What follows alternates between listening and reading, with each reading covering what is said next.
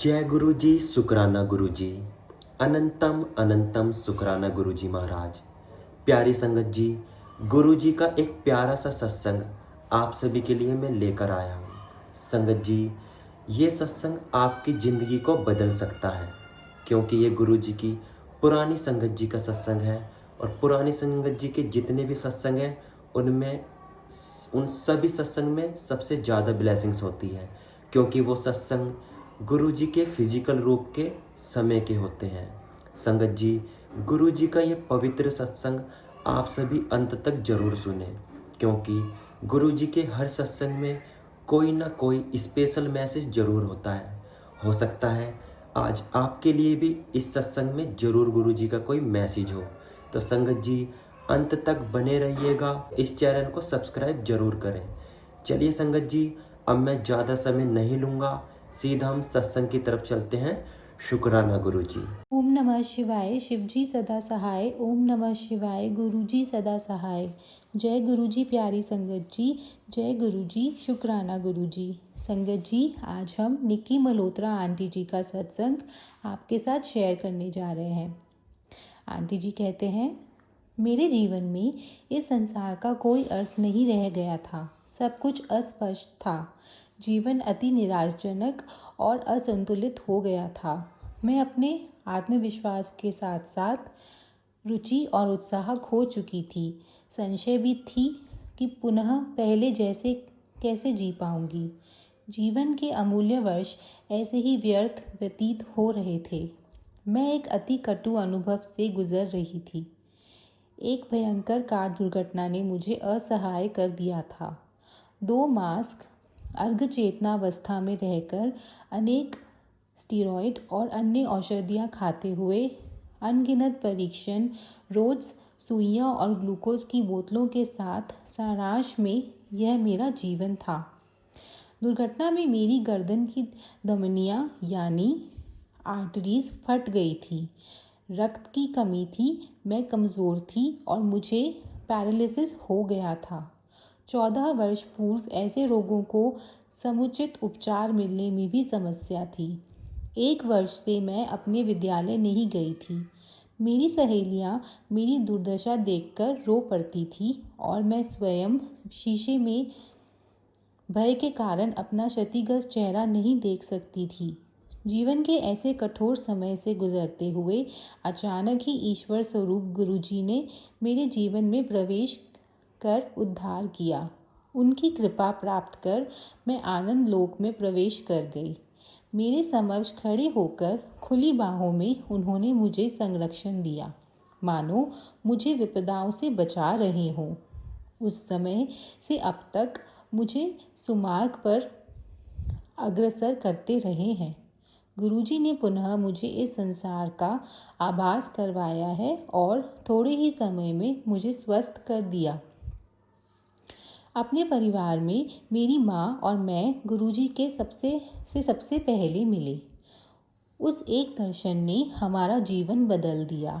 जालंधर में गुरुजी के मंदिर में वह एक कदम स्वर्ग में प्रवेश करने के समान था। हमारे पहले दर्शन में गुरुजी ने आभास करा दिया कि ये वह स्वयं परमात्मा है।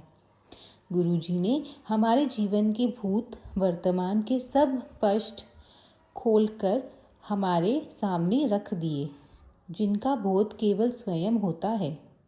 हमें आभास हुआ कि वह इस पृथ्वी पर हम सबको आशीर्वाद देने आए हैं। प्रभु के सम्मुख हम हत प्रेम थे। जैसे जैसे दिन व्यतीत होते गए, गुरुजी हम पर दया करते रहे। उनके आदेश पर मैंने अपनी औषधियों का पिटारा छिपा दिया, चिकित्सकों के पास जाना बंद कर दिया, कोई शल्य क्रिया नहीं करवाई और हाँ, मैं पहले जैसे ही शारीरिक और मानसिक रूप से स्वस्थ हो गई। चिकित्सकों ने स्वस्थ होने के लिए 4-5 वर्ष का समय बताया था, किंतु गुरुजी की कृपा से यह 2 मास में संपन्न हो गया।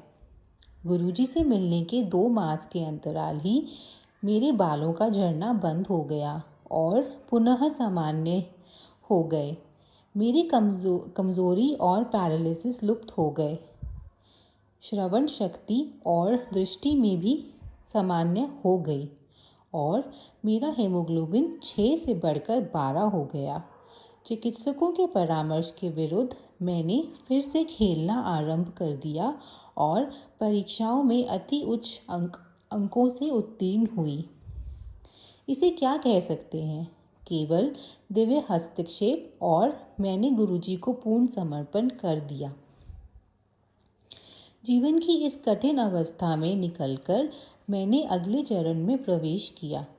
गुरुजी के मन में मेरा अध्ययन और व्यवसाय थे।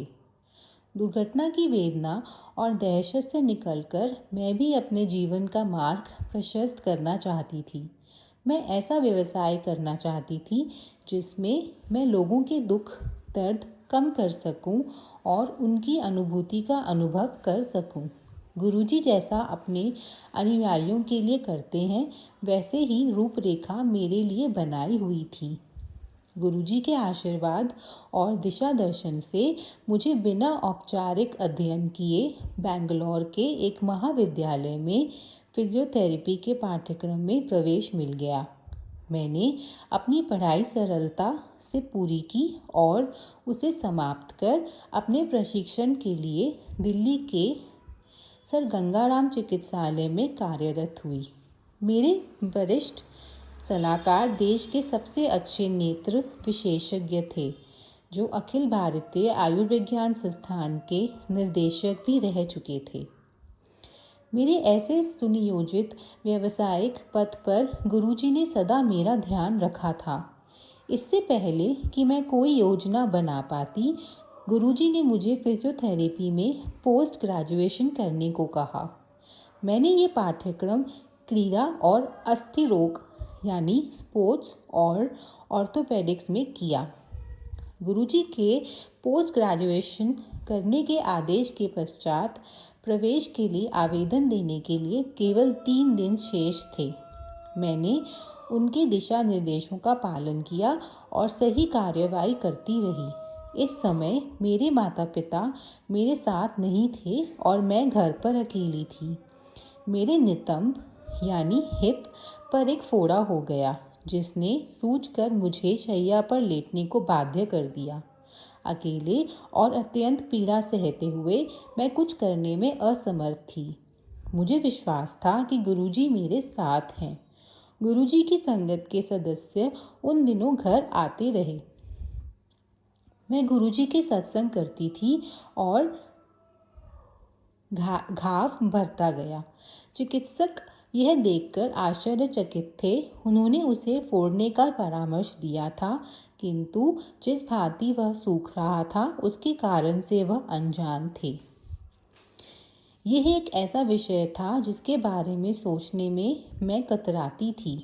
मुझे इतना कुछ करना शेष था, अपने आप को सिद्ध जो करना था, किंतु मेरे प्रभु गुरुजी ने मेरी भलाई के लिए मेरे जाने बिना ही मेरे जीवन के बारे में सोचा हुआ था। तो 23 वर्ष की आयु में उन्होंने मुझे विवाह करने के लिए 1 माह का समय दिया। यह अवधि मेरे लिए विवाह के बारे में न सोचने के कारण स्तब्ध करने वाली और अत्यंत कठिन थी। तथापि गुरुजी की दया से सब कार्य सहजता से होते गए, जैसे स्वयं ही हो रहे हों। मेरे परिवार के सदस्य ने वर के लिए, जिसे मैं जानती थी, हाँ कर दी। गुरुजी ने उसे हमारे पास मेरे विवाह से मात्र 20 दिन पहले भेजा था। इस छोटे से समय में विवाह की सब तैयारियां, जो सामान्यतः 2-3 महीने में होती हैं, हो गई। गुरु कृपा से विवाह भी बहुत वैभवशाली ढंग से संपन्न हुआ और उसके हर अंग में उनका प्रभाव स्पष्ट था। सब अतिथियों ने वातावरण, भोजन और सजावट आदि की अत्यधिक प्रशंसा की। विवाह होते हुए गुरुजी ने संगत के एक सदस्य के माध्यम से संदेश भेजा कि हम दोनों जीवन भर के लिए साथ रहेंगे। इससे बड़ी और कौन सी भेंट हो सकती है? जब गुरुजी ने जीवन के सबसे महत्वपूर्ण निर्णय को अपना आशीष दे दिया है, तो चिंता का कोई प्रश्न ही नहीं उठता है। विवाह स्थल का विशेष वर्णन करना अनिवार्य है। सामान्यतः दिल्ली में विवाह स्थल बहुत पहले आरक्षित करना पड़ता है क्योंकि अच्छे स्थानों की सदा कमी रहती है। यद्यपि मेरे विवाह में समय की कमी थी, उचित स्थान मिलने में कोई अड़चन नहीं हुई। अशोक होटल के बारे में गुरुजी ने मुझे 12 वर्ष पूर्व बताया था, किंतु 11 वर्ष की आयु में मैंने उस पर कोई ध्यान नहीं दिया था।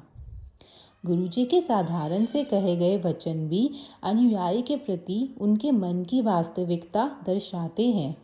मुझे वह भी ज्ञात हुआ कि उनके अनौपचारिक से कहे गए शब्दों में भी अत्यंत गूढ़ ज्ञान छिपा रहता है और उनको कभी भी सुनकर अनसुना नहीं करना चाहिए। मेरे जीवन का आधार गुरुजी हैं और सदा रहेंगे। मैं ऐसे परिवार चाहती थी जहाँ पर वह इसे समझ सकें और सदा मेरा साथ दें। मेरी ननद, सास और मेरे पति सब गुरुजी में विश्वास रखते हैं। मैं गुरुजी की आभारी हूँ कि उन्होंने वह संभव कर दिया। गुरुजी अपनी कृपा दृष्टि हमारे परिवार पर करते रहते हैं। भले ही वह मेरे पति, उनका व्यवसाय, मेरी ननद, अन्य ससुराल के सदस्य या पारिवारिक शांति की बात हो, वह जीवन के प्रत्येक पहलू को छूते हैं। दूतावास जाए बिना ही वीज़ा मिलना, संपत्ति के लेख, मेरे पति के व्यवसाय के मार्ग को सरल करना, गुरुजी सदैव हमारे साथ हैं और रहेंगे। यहीं पर आंटी जी का सत्संग पूर्ण होता है। जय गुरुजी, शुक्राना गुरुजी। तो संगत जी, गुरुजी का ये सत्संग अगर आप सभी को अच्छा लगा हो तो लाइक करें, कमेंट करें और सारी संगत जी के साथ जरूर शेयर करें।